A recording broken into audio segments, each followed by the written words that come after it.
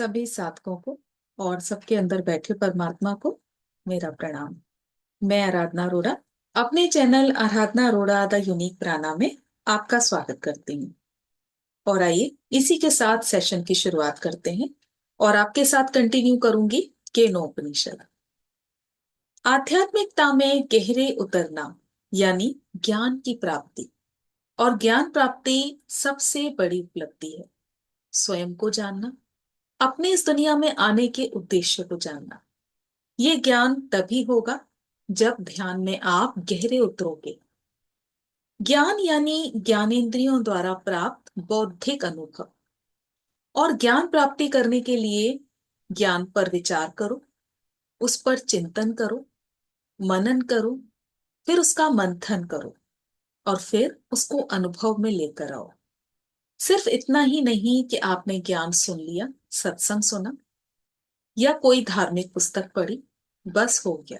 नहीं, आपने सत्संग सुना, फिर उस पर आप मनन करो। इसी तरह बुक पढ़ी, जरूरी नहीं कि आप पूरे पूरे अध्याय पढ़ो, थोड़ा सा पोर्शन पढ़ सकते हो। उसे पढ़ के उसके ऊपर आप मनन करो, चिंतन करो, फिर उसका मंथन करो कि निष्कर्ष क्या निकला, फिर उसको अपने अनुभव में लेकर आओ। तब ये ज्ञान प्राप्ति है। और इसके लिए पर्याप्त शक्ति होनी चाहिए, जो कि पृथ्वी पर केवल मनुष्य के पास है। ज्ञेय का अर्थ है जिसको जानना चाहिए, जो जानने योग्य है। ज्ञाता यानी जानने वाला, अर्थात माध्यम। आत्माओं का धर्म है ज्ञान यानी जानना, और दर्शन यानी कि देखना। आत्मा ही ज्ञाता है, आत्मा ही दृष्टा है, जो भीतर बैठे बैठे सब कुछ देख रही है, जो जानना चाहती है।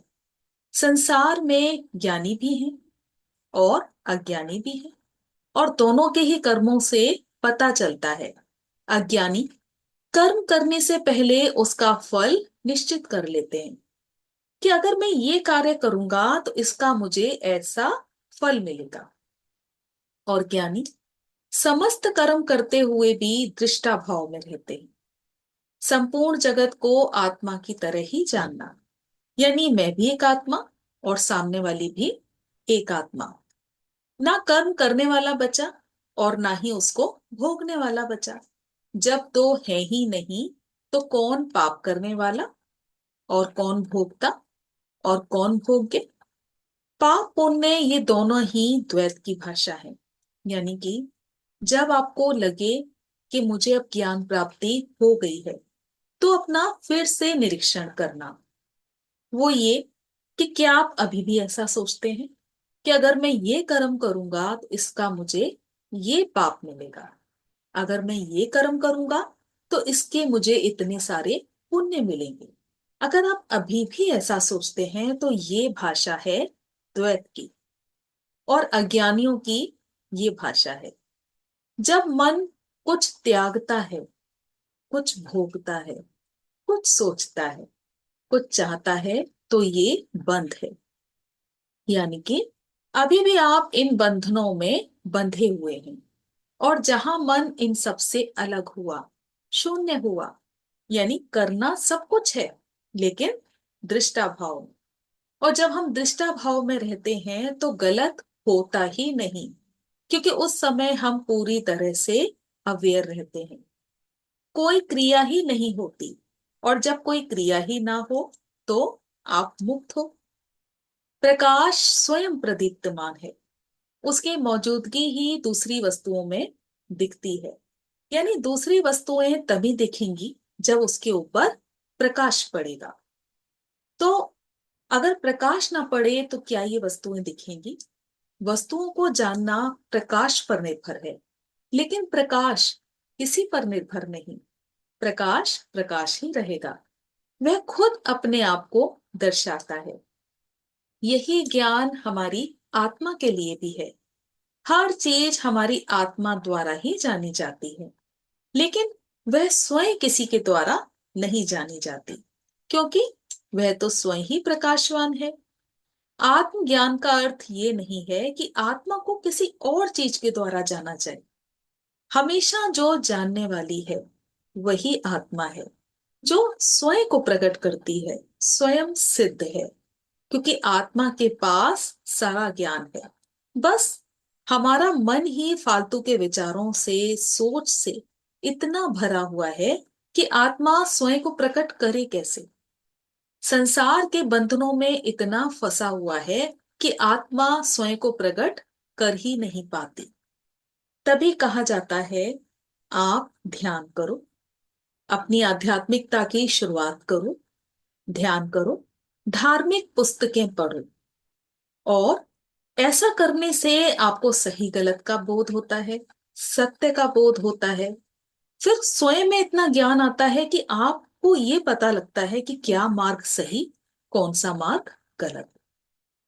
जैसे जैसे अध्यात्म को समझोगे, ज्ञान लोगे, अपने मन को खाली करोगे, तब आत्मा स्वयं को दर्शाना शुरू कर देती है। दीपक मौन है, लेकिन उसका प्रकाश परिचय देता है, अपनी सात्विक स्वरूप दिखाने लगता है। अब एक बुद्ध पुरुष को क्या स्वयं को प्रूफ करने की जरूरत होती है? क्योंकि बुद्ध पुरुष की उपस्थिति ही सारे अस्तित्व को रोशन कर देती है, क्योंकि अब वो स्वयं प्रकाशवान है। अब वो व्यक्ति जो परमात्मा की माने ही ना, परमात्मा को समझे ही ना, परमात्मा के होने का आपसे प्रमाण मांगे, ज्ञान को ना समझे, लेकिन प्रश्नों से भरा हो और इसका वो प्रमाण भी मांगे, तो वहां उचित है मौन रहा जाए। क्योंकि परमात्मा को आप अपने अनुभव से, अपनी साधना से समझ सकते हो। किसी को विश्वास दिलाने के लिए क्या परमात्मा को प्रूफ कर सकते हो? हाँ, आप खुद इस चीज को फील कर सकते हो, क्योंकि सिर्फ आप उसको रास्ता दिखा सकते हो कि इस रास्ते पर चलना है। अब वो बहुत सारे प्रश्नों से भरा है, और आप ये भी जानते हो कि ये भी आध्यात्मिकता के रास्ते पर चलना ही नहीं चाहता, या आध्यात्मिकता की शुरुआत है। तो आप उसे गाइड कर सकते हो कि आप अभी ध्यान करो, अच्छी धार्मिक पुस्तकें पढ़ो, सत्संग सुनो। और ऐसा करने से जो उसकी लो एनर्जी है वो धीरे धीरे करके हाई होने लगती है। यानी कि अब वो बातों को समझेगा, उस ज्ञान को समझेगा। और ऐसा तभी होगा जब आध्यात्मिकता की वो उस यात्रा की शुरुआत करेगा। तो इसलिए, और अभी जो उसके अंदर जितने भी प्रश्न हैं, तो क्या वो उन प्रश्नों के उत्तर को समझेगा? वो अभी इसलिए नहीं समझेगा क्योंकि उसकी यात्रा की शुरुआत ही नहीं हुई। जब तक वो ध्यान करना शुरुआत करे, अच्छी धार्मिक पुस्तकें पढ़े, सत्संग सुने, तो उसको इन प्रश्नों के हल स्वयं ही मिलने लगेंगे। या इन प्रश्नों के हल उसे जब बताए जाएं तो वो इनको समझेगा। तो अभी उसकी समझ में कुछ नहीं आएगा, क्योंकि अभी ज्ञान ही नहीं। कभी एक ज्ञानी की आंखों में आप देखो, तो आप ये समझोगे कि आपको देखते हुए भी वो आपको नहीं देखते। आप उनकी आंखों का हिस्सा कभी भी नहीं बनोगे, क्योंकि आंखों का हिस्सा होना यानी अपने मन में किसी चीज को बसा लेना। और यहां तो मन खाली करना है। देखते हैं, पर किसी को अपनी आंखों में भरते नहीं। संत के पास, ज्ञानी के पास सिर्फ सजगता है। आप इसका छोटा सा एग्जाम्पल अपने साथ ले सकते हैं कि आप किसी कार्य को करने के लिए घर से जब बाहर निकलते हैं, तो आप देखें, निकलते हुए आप लेफ्ट साइड भी देखेंगे, राइट साइड भी देखेंगे, बैनर्स को भी देखेंगे, किसी शॉप को भी देखेंगे, किसी व्यक्ति को भी देखेंगे। और इस बीच में कितने ही सारे विचार आपके अंदर आते जाएंगे। और जबकि हमको किसी को भी मन भर के नहीं देखना, अपनी आंखों का हिस्सा किसी को नहीं बनाना। यहाँ जो इसका लॉजिक है वो ये है, आंखों का हिस्सा बनाने के लिए कि वो छवि आपके अंदर आ गई, फिर आप कितनी ही देर तक उस विषय पर सोच सकते हैं। और ये आपको पता है कि सोच की कोई लिमिट नहीं, आप कहां से कहां सोचते जाएंगे। तो इसलिए एक ज्ञानी कभी भी अपने मन में किसी बात को नहीं बसाता, अपने मन को हमेशा खाली रखता है। और क्योंकि उसके अंदर अवेयरनेस है, सजगता है और ये आंखें हमेशा बाहर के संसार को भीतर इकट्ठा करने लगती हैं, जो मोस्टली हम करते ही हैं, जबकि हमें इसी से खाली होना है। किंतु वो जो अत्यंत आंतरिक है, उसके लिए भीतर की आंखें चाहिए, बाहर की आंखें नहीं चाहिए। सपनों से खाली होया जाए, रिक्त हो जाओ, पूरी तरह से शून्य हो जाओ, जिसमें आंतरिक सत्य के अलावा कुछ भी ना बसे। और फिर आप ये आंतरिक यात्रा सरलता से कर सकते हो। ये आंतरिक यात्रा सरलता से करने के लिए आपको पूरी तरह से खाली होना होगा, क्योंकि अब आपने बाहर के द्वार पूरी तरह से बंद कर दिए। आंखें उस तक नहीं पहुंच सकती, और ना ही वहां तक वाणी, और ना ही मन।